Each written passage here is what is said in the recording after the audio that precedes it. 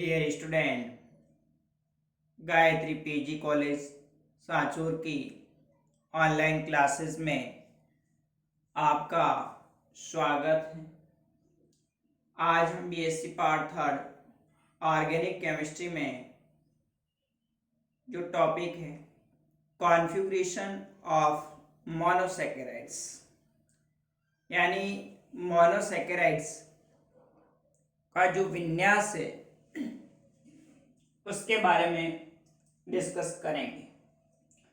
इससे पहले लेक्चर में हमने एल्डोस सीरीज में असेंडिंग और डिसेंडिंग पर डिस्कस किया था। एल्डोस सीरीज डिसेंडिंग के अंदर 3 मेथड पढ़े थे, होल डिग्रेडेशन मेथड और विरमान मेथड और रफ मेथड की बात की थी। अब देखिए नेक्स्ट जो कॉन्फ़िगरेशन ऑफ मोनोसैकेराइड्स है यानी मोनोसैकेराइड का जो विन्यास है वो किस प्रकार से निर्धारित किया जाता है। तो सबसे पहले हम बात करें कॉन्फ़िगरेशन ऑफ एल्डोस।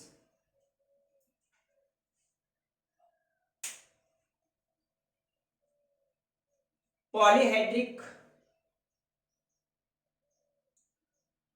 एल्डिहाइडिक जो कार्बोहाइड्रेट है उनके अंदर विन्यास का जो निर्धारण किया जाता है वो एक सरलतम यौगिक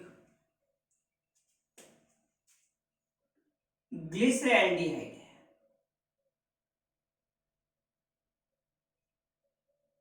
है। इस ग्लिसरैल्डिहाइड के आधार पर हम किसी भी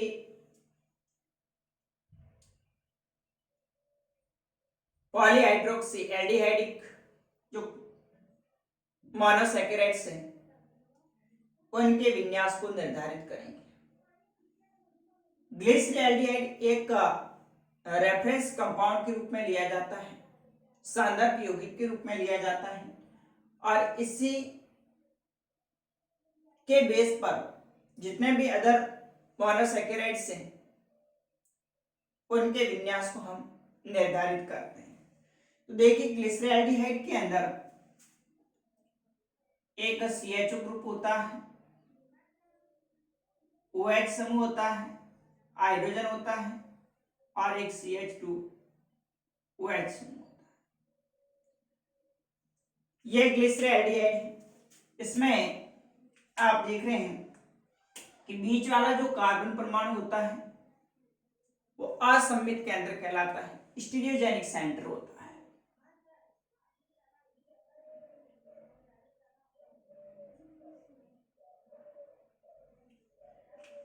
इस असममित केंद्र पर उपस्थित H और OH की जो स्थिति है उसको देखा जाता है।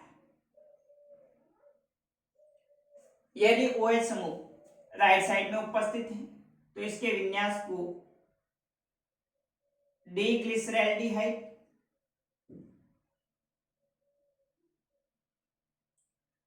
तथा यदि OH समूह लेफ्ट साइड के अंदर प्रेजेंट है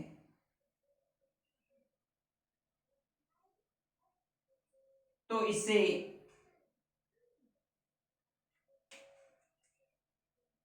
एल ग्लिसरैल्डिहाइड कहा जाता है।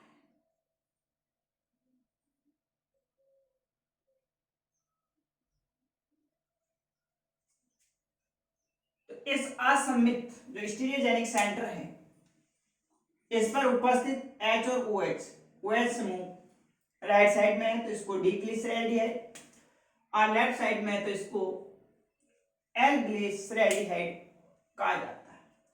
तो इसी बेस पर जितने भी मोनोसैकेराइड्स हैं उनके कॉन्फ़िगरेशन को हम निर्धारित करेंगे। जैसे हम बात करें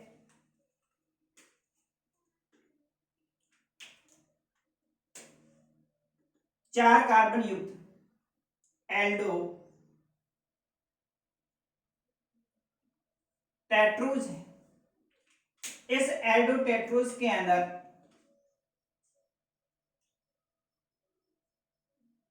दो असममित केंद्र उपस्थित होते हैं।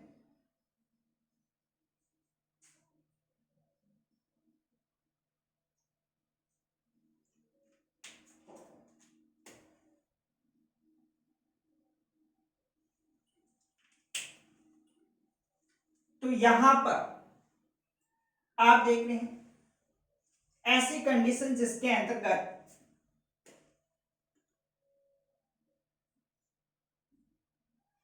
प्राथमिक एल्कोहलिक ग्रुप प्रेजेंट हो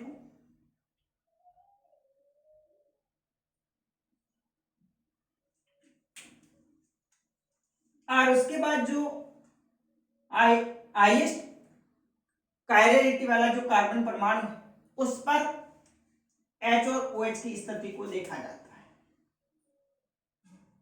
अब यहां पर देखिए ये एल्डिहाइड फर्स्ट कार्बन, ये दूसरा कायरल सेंटर, तीसरा, चौथा।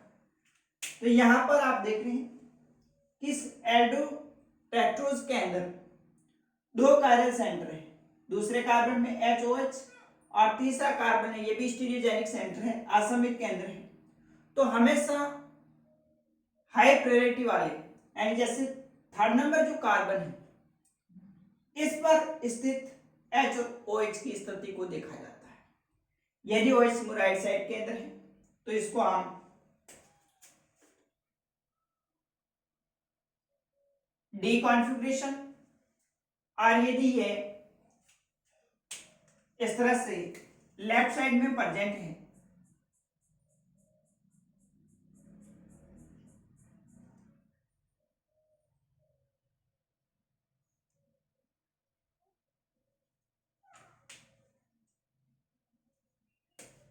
तो इसे एल कॉन्फ़िगरेशन द्वारा रिप्रेजेंट किया जाएगा। तो हमेशा ध्यान रखना 4 कार्बन युक्त है, 5 कार्बन युक्त है या 6 कार्बन युक्त एल्डोहेक्सोज है तो उसके अंदर हमेशा हाईएस्ट स्टीरियोजेनिक जो सेंटर है उस पर स्थित H और OH की स्थिति को देखेंगे। OH समूह राइट साइड के अंदर है तो इसको हम डी कॉन्फ़िगरेशन, लेफ्ट साइड के अंदर है तो इसको हम एल कॉन्फ़िगरेशन के द्वारा निर्धारित किया जाता है। अब इसके अंदर जो समावयवियों की संख्या होती है उन समावयवी की संख्या को हम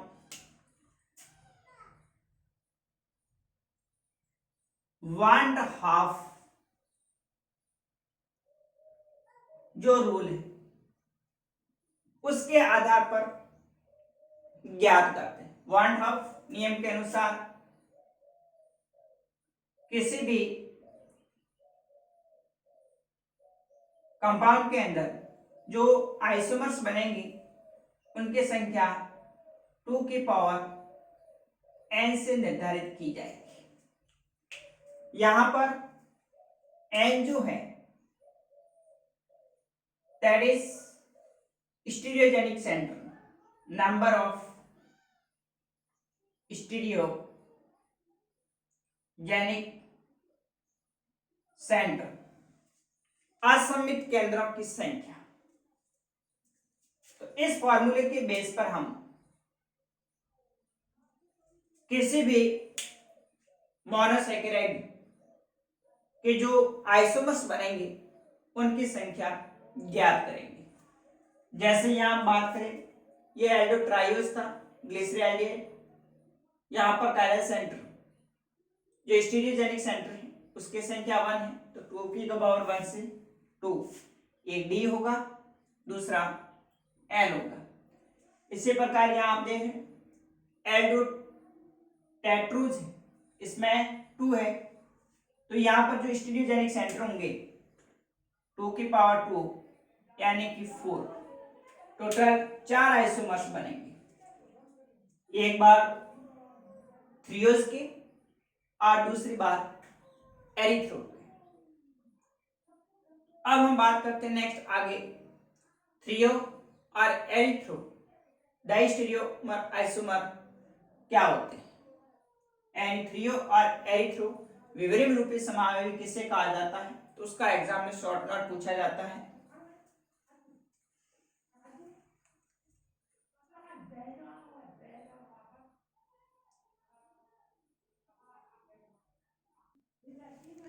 देखिए एरिथ्रो और थ्रियोडाइस्टेरियोमर क्या होते हैं, आपने पढ़ा होगा स्टीरियोकेमिस्ट्री के अंदर एक इनिशियोमर होते हैं और दूसरे डाइस्टीरियोमर होते हैं। तो डाइस्टीरियोमर वे आइसोमर होते हैं जो एक दूसरे के दर्पण प्रतिबिंब नहीं होते हैं और ना ही एक दूसरे पर अध्यारोपित होते हैं। तो इस प्रकार के आइसोमर डाइस्टीरियो आइसोमर्स कहलाते हैं। और ऐसे आइसोमर जो एक दूसरे के दर्पण प्रतिबिंब होते हैं, एक दूसरे पर अध्यारोपित होते हैं, तो उनको इनिशियोमर यानी प्रतिबिंब रूपी समावेवी कहा जाता है। हम बात करें जो एडोटेट्रोज है, जिसके अंदर दो असममित केंद्र परमाणु उपस्थित होते हैं।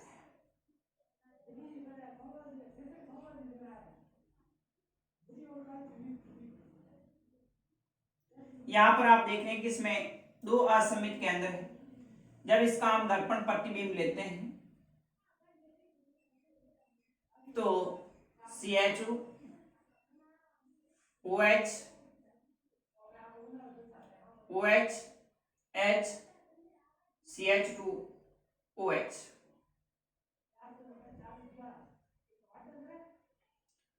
तो यहां पर आप देख रहे हैं कि OH समूह राइट साइड केंद्र है, डी आइसोमर और दूसरा ये एल आइसोमर।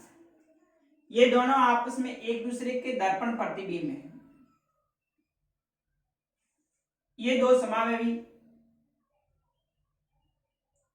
इनैंशियोमर कहलाते हैं।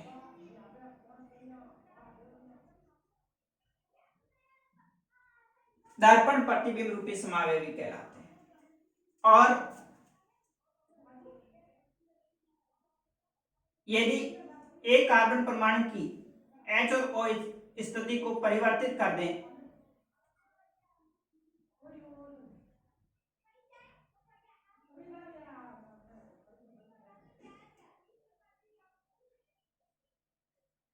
और फिर इसका हम दर्पण प्रतिबिंब लें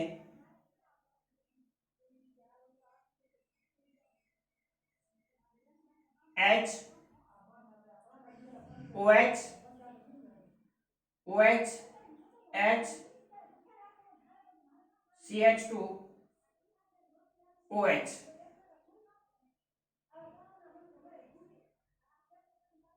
यहां पर भी एक जिसमें OH समूह राइट साइड के अंदर है, डी समावेवी है और दूसरा एल समावेवी, और ये दोनों भी आपस में एक दूसरे के दर्पण प्रतिबिंब है। इन्हें इनैंशियोमर कहा जाता है। यह संरचना जो थर्ड और फोर्थ, इसमें आप देख रहे हैं कि जो स्ट्रक्चर फर्स्ट है वो थर्ड के साथ में और फर्स्ट है वो फोर्थ के साथ में, यानी फर्स्ट और थर्ड जो कि एक दूसरे के दर्पण प्रतिबिंब नहीं है। तो ऐसे समावेवी जो एक दूसरे के दर्पण प्रतिबिंब नहीं होते हैं तो इनको आपस में विवरिम रूपी समावेवी यानी डाइस्टीरियोमर कहा जाता है। तो संरचना फर्स्ट थर्ड के साथ में,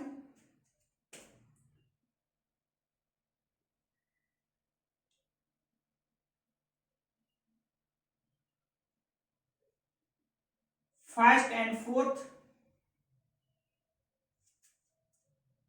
एंड सेकंड एंड थर्ड,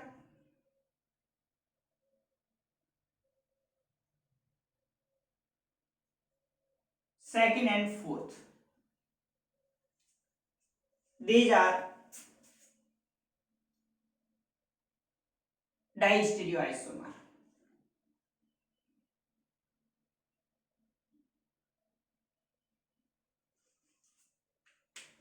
ये आपस में फर्स्ट थर्ड के साथ, फर्स्ट फोर्थ के साथ, इसी प्रकार से सेकंड थर्ड के साथ, सेकंड फोर्थ के साथ आपस में डाई स्टीरियोमर कहलाते हैं, जो कि ना तो ये एक दूसरे के दर्पण प्रतिबिंब है और नहीं एक दूसरे पर अध्यारोपित होते हैं। तो इस प्रकार के आइसोमर डाई स्टीरियो आइसोमर कहलाते हैं। हम यहाँ बात कर रहे हैं एरिथ्रो और थ्रियो डाई स्टीरियोमर की। थ्रियो एंड एरिथ्रो डाई स्टीरियोमर क्या होते हैं कि यदि किसी मोनोसैकेराइड्स के अंदर असमित केंद्र परमाणु पर उपस्थित समान समूह दोनों एक तरफ स्थित हैं तो इसको डी